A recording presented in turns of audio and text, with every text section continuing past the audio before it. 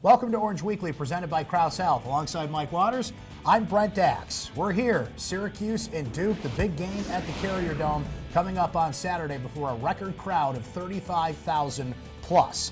But Mike, the circumstances around this game have certainly changed, of course, with the incident with Jim Boeheim involved in a car accident that unfortunately took the life of 51-year-old Jorge Jimenez. So certainly our thoughts and prayers are with his family, the Boeheim family, and everybody involved. And it brings such a question to this game about Jim Boeheim coaching. Zion Williamson, as we know, is not playing in this game, as we'll discuss here in a moment. So this was already a game that was an event and had extraordinary circumstances. Now you add this in, and it's something that will not be far from our hearts and minds when that game tips off at 6 p.m. on Saturday. Yeah, it's going to be a real difficult evening, I would imagine, for a lot of people, especially a lot of the folks up at Syracuse University.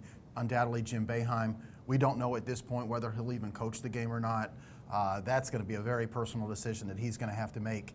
But eventually a game will be played, and it'll be important, and I think you do have to go ahead and play the game. I understand why ESPN pulled out game day. Some people said, oh, well, what are you trying to do, make the whole thing into a funeral for the weekend? Well, no, but college game day is a frat party. Yes. And I just don't know if ESPN officials were really comfortable with that atmosphere coming in so shortly.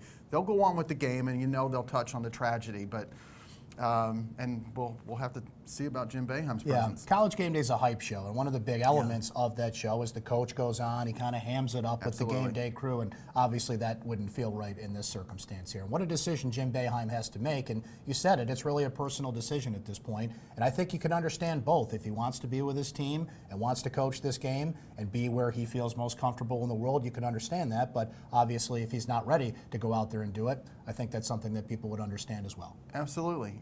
Everybody, a lot of people you get involved with a tragedy at some point in your life, either with yourself or somebody you know or somebody you love. And eventually you go back to your job. And it's a very personal decision as to whether you go back to your job in a day or two or a week, depending on how it is. And, basically you have to take a full accounting of your emotions and just kind of see how you're going to handle it when you go back to that job. In Jim Boeheim's case, he's in a high-stress, high-emotion job under normal circumstances. So to ask him to go back into that environment, I don't think anybody can ask him to do it, actually. It's got to be his decision, and probably talking with those around him and those who know him best, whether he's really emotionally ready to go back. But someday he will.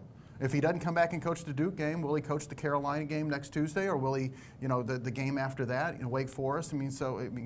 He's going to come back sometime, and I think it's going to be up to him as to when that happens. There's no manual for this, certainly. That's what makes this story so interesting to talk about, in the sense of this would be a big story anytime, any day. But the fact that it bumps up against the biggest game of the season only adds to the intrigue of it. So we'll see what happens there. And again, we wish Jim and everybody involved the best in that situation. I thought the big story coming in would be the status of Zion Williamson, and it still is. So, Mike, let's look at Duke, how they match up with Syracuse, with Zion and without Zion Williamson. Look, that guy's a force. 285 pounds, looks like an NFL linebacker in the paint.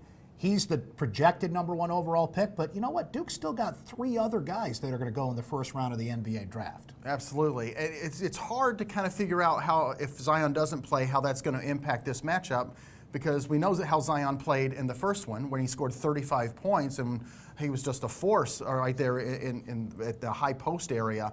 But Duke was without 2 other players that night. Cam Reddish and Trey Jones don't play, or Trey Jones played 4 or 5 minutes. Cam Reddish doesn't play at all.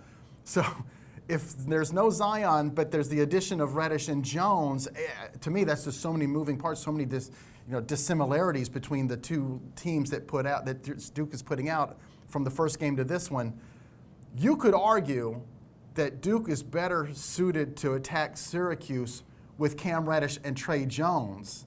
That those guys will help them more than the loss of Zion will hurt, because Cam Reddish is their best three-point shooter and Trey Jones sets the tone on defense. I think everybody's kind of looking for a hole in the Death Star here when it comes to Duke, and I think it's the three-point shooting, right? Yeah, and that's the one thing Syracuse had going for him in the first game.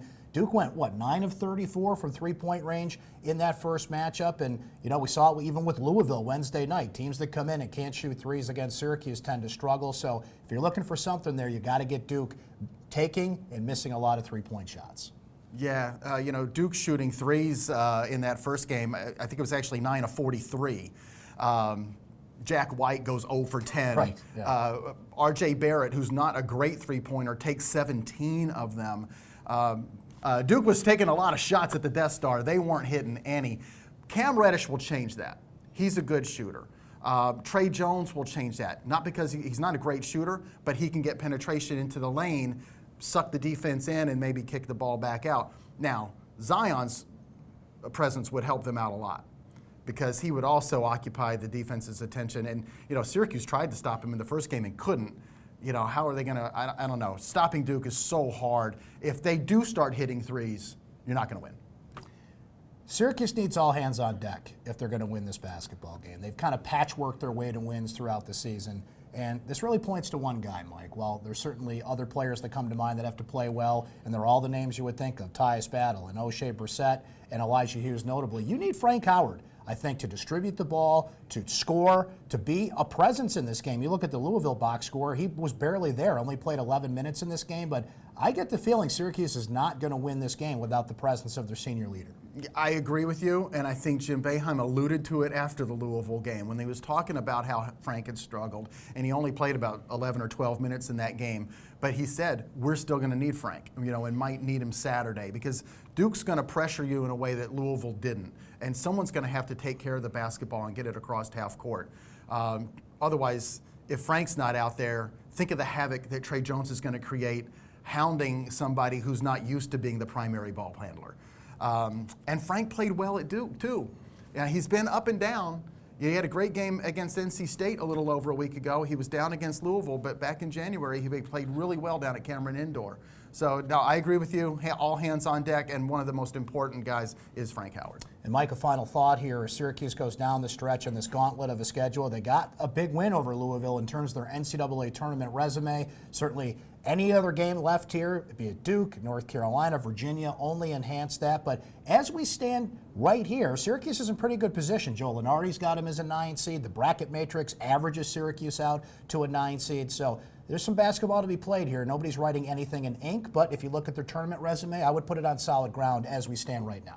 As of now. The only problem is you've got like 3 more weeks of basketball to play. Other teams on the bubble are either going to help themselves or hurt themselves. What will Syracuse do? Because I get into this all the time with fans, and they think, Syracuse, they've been awful this year. How are they in? Well, it's not in a vacuum, and you have to look at all the other teams on the bubble. The bubble's extremely weak this year. So, yeah, I agree with you. Right now, Syracuse is on solid footing. We'll see what happens Saturday at the Carrier Dome. The big one is Syracuse takes on Duke, a 6 p.m. tip time before 35,000 of your closest friends. For Mike Waters, I'm Brent Dax. That's Orange Weekly, presented by Krause Health. We'll talk to you next time.